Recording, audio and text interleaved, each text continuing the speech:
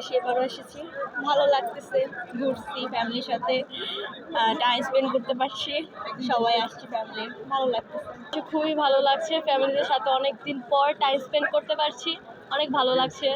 বই পড়া হয় না বই পড়া না আচ্ছা, আজকে 21শে ফেব্রুয়ারি কি দিবস? শহীদ দিবস।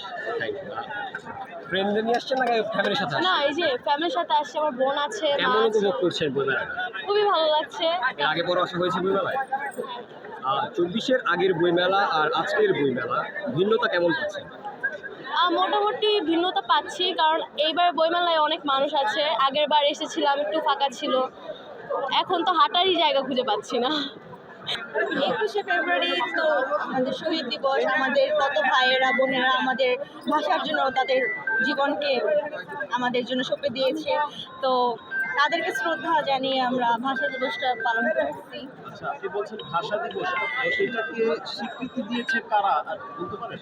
স্টুডেন্টরা, শহীদরা, যারা রক্ত দিয়েছে, যে কোনো সবাই তো এখানে পার্টিসিপেট করেছিল। না, একটা আন্তর্জাতিক সংস্থা থেকে এই দিবসটাকে একটা নাম দেওয়া হয়েছে, আমরা সেটা জানতে চাচ্ছিলাম। এসেছি, বই পছন্দ হলে কিনবো। 21শে ফেব্রুয়ারি আমাদের জাতীয় জীবনের একটি গুরুত্বপূর্ণ দিন।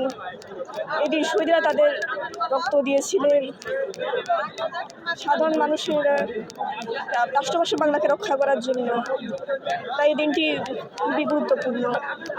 ইজি করে একটা প্রশ্ন, ভালো লাগছে, বিভিন্ন রকম মানুষ দেখছি, নানা রকম বই দেখছি।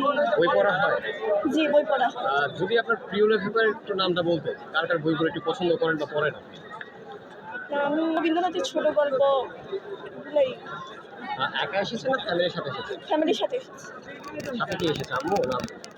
আম্মু, আব্বু, ফুফু। কেমন লাগছে ফ্যামিলির সাথে এসে এখানে? ফ্যামিলির সাথে খুব ভালো লাগছে, একসাথে ঘুরছি। আপনার আম্মুর সাথে কথা বলবো।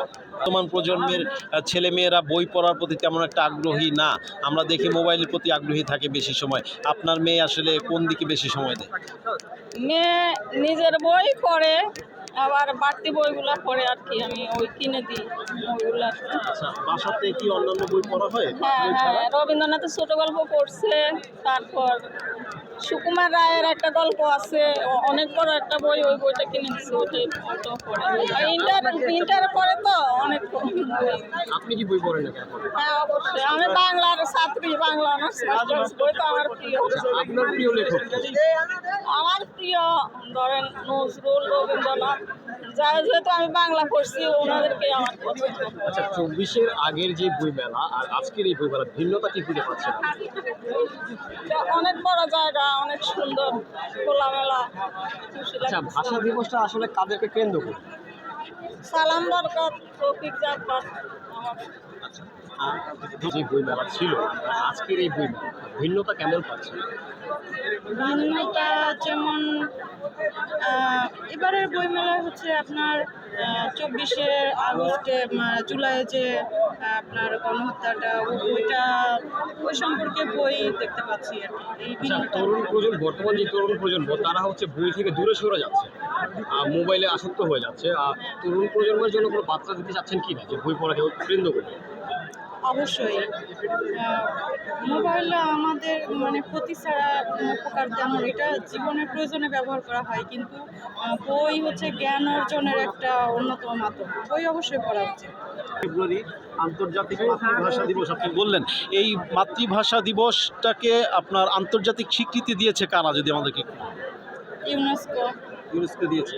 এই যে আন্তর্জাতিক মাতৃভাষা দিবসের প্রতিপাদ্য, সেটি কি বাংলাদেশে প্রতিফলিত হচ্ছে?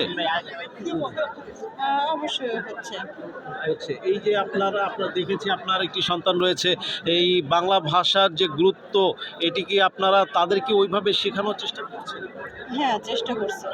আমি একেবারে শেষ প্রশ্ন, সেটা হচ্ছে যে আমরা দেখেছি এখনকার প্রজন্ম মোবাইলে আসক্ত হয়ে যাচ্ছে, সেখান থেকে বই পড়ার জন্য কি আপনারা কোনো ধরনের প্রচেষ্টা করেন বা আপনাদের কোনো প্রচেষ্টা রয়েছে কি?